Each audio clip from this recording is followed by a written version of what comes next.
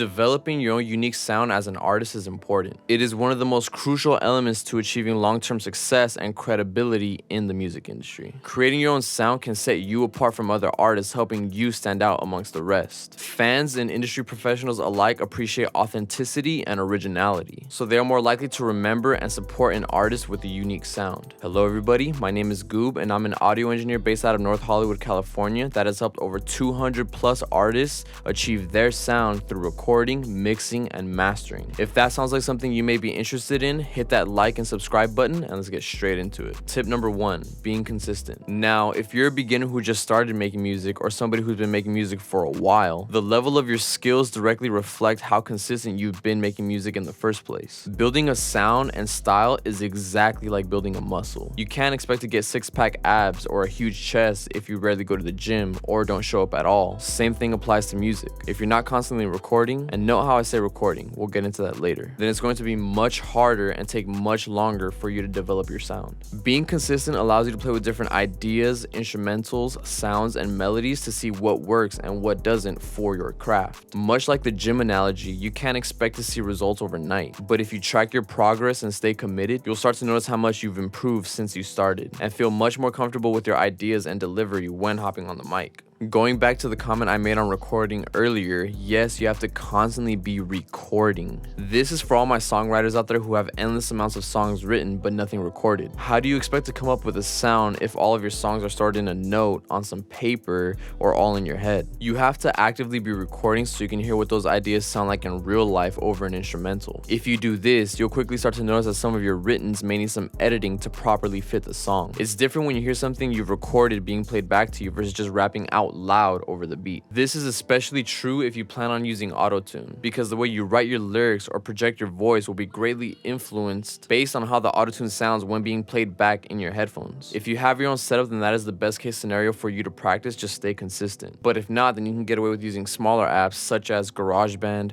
or BandLab to play with your sound. Obviously, those apps are limited as to what you can do, but if you want the best solution possible, stick around to the end for that tip. Tip number 2, not being caught up with perfection. Now look, I get it. For some of you who want your songs to sound as best as possible, you might want to keep on working on your song until it sounds perfect. But the thing about perfection, as corny as it sounds, is nothing's perfect. Realistically speaking, perfection is a subjective concept, so it varies from person to person. You need to understand that even some of the biggest artists you listen to and admire have flaws in their work, but that's what makes them unique. With all this in mind, still give it your all with each song you make, because on the other side of that coin, some artists just rush through their projects without giving them much thought. Now, if you find that that method works better for you, then go ahead. Leave some of your favorite recording methods in the comments below. But like the first tip I mentioned, you'll never really know what works best for you until you consistently start making music, so this all applies. One thing I would advise is for you to try out both. If you normally spend a lot of time working on one song, try letting your creative energy loose by vibing out and come up with a song quickly to get out of that perfectionistic mindset. And if you always freestyle your songs or finish them fairly quickly, try spending a little bit more time on that one song to see how far you can really take that one idea. Once you do this, you'll start to see the benefits that both sides have to offer when it comes to developing your sound. But no matter the approach, once you're finished, you'll have the opportunity to reflect on what you've created, which is why I say to not be too caught up in the thought of perfection. Because if you hold on to one song trying to make it sound perfect, then you're blocking yourself from testing out other songs and ideas that may have been better than the first initial idea you had. Sometimes it's better to move on and keep things flowing rather than just clinging on to one track. If you plan on making music your career, then you have to be accustomed to the fact that you will make many songs along your journey. Now, will they all be good or see the light of day? Probably not, but that's just something that comes with the territory. Even big name artists like Drake, Kendrick Lamar, Kanye, Playboi Carti, or whoever you listen to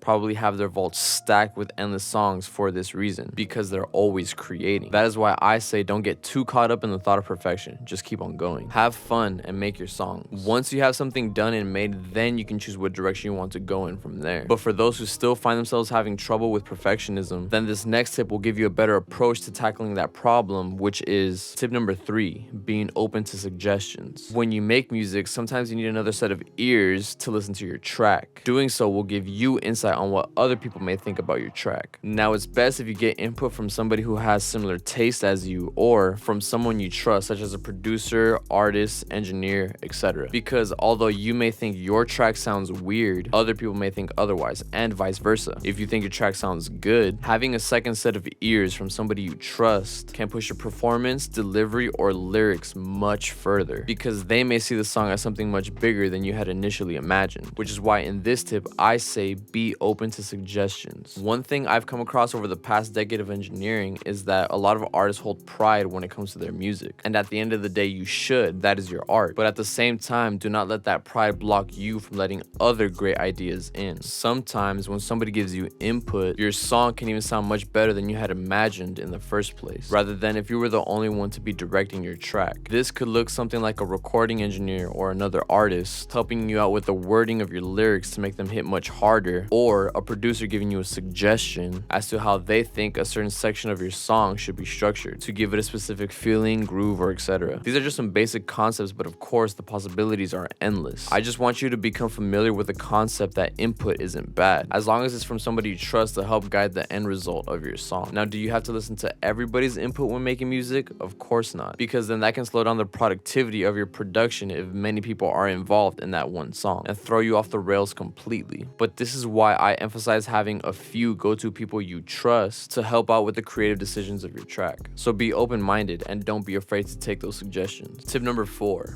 working with other artists. Working with other artists is another essential part of discovering and elevating your sound as an artist. Now, if you're somebody who likes to make music by yourself or just haven't collaborated with anybody in a while, then this is for you. When you work alone, it may be better for you to focus or do exactly what it is that you want when it comes to making your music, and that is great. I actually recommend every artist tries this out as well if you're always making music with a bunch of people. But it comes to a certain point of working by yourself that your mind starts to work in similar patterns and your music starts to reflect that as a result. In certain cases, your delivery flows and lyrical content may sound the same from song to song, which is something you don't want, especially if you want to have people engaged with your music. This is something you want to be even more cautious of if you're one of those artists that likes to do everything themselves, such as making your own beats, doing your own recordings, and mixing and mastering everything yourself. Because if you do all of those things, the chances of your music sounding repetitive and boring are much higher than if you were to collab with other people. Much like the last tip, it's good to get different input from different sources, so that way you're not stuck in specific patterns, which will make you and your music sound more unique. Sure, you can still make your own beats, record your own music, and do all those other things yourself, but if you rely solely on that, you're limiting your potential by not experimenting with other instrumentals you could hop on or other lyrical topics and flows that you would be able to come about if you were working with another artist. The main theme here is just to break out of any patterns you may have. By working with others, you'll get to try out other ideas that would have not come to life if you just worked by yourself, which in return will give you different experiences that will allow you to pick and choose what works best for your artistry moving forward. And the final tip, tip number 5, working with an actual engineer. This is similar to the last 2 tips I mentioned, which went over the fact that if you're serious about developing your sound as an artist, you have to work with others, with someone you trust and someone who can maximize your potential and elevate you further as an artist. It's one thing to watch a video, but another thing to take action on what you've learned and put it into practice. That is one of the only ways you'll truly see growth in your craft. You gotta put all these concepts into practice. So if you're in Southern California or planning a visit to stop by, feel free to book a session to practice these techniques with an engineer and build up your catalog. You could reach out to me through Instagram and we can set up a session there. But if you're not local to the Los Angeles area and you still want to get some work in, then no worries. I also offer mixing and mastering services that could be done remotely online if you want to get your songs to sound the best for your releases and compete with other commercial records, leading to more fans and more engagement. Again, you can contact me on Instagram for that or book me directly through the engineers platform in the description below. Finally, if you want to learn from an engineer yourself on how to use Pro Tools, set up your own studio, and record properly yourself, check out the Pro Tools recording course. There you will find the best way to get into recording, a full in-depth step-by-step course course that shows you everything that I've learned over the past decade of engineering that will turn you into an engineering professional like myself in the shortest amount of time possible. I guarantee it. This course provides you with real-world scenarios and is more practical and affordable than most recording schools. But with all that being said, what are some of your favorite tips that I've mentioned? Leave it down in the comments below. And if you have any additional questions, don't be shy and feel free to reach out. We can get something going. But if you want to learn more about engineering, feel free to check out this video right here. Thank you guys for watching, and I will see you guys in the next one. Peace.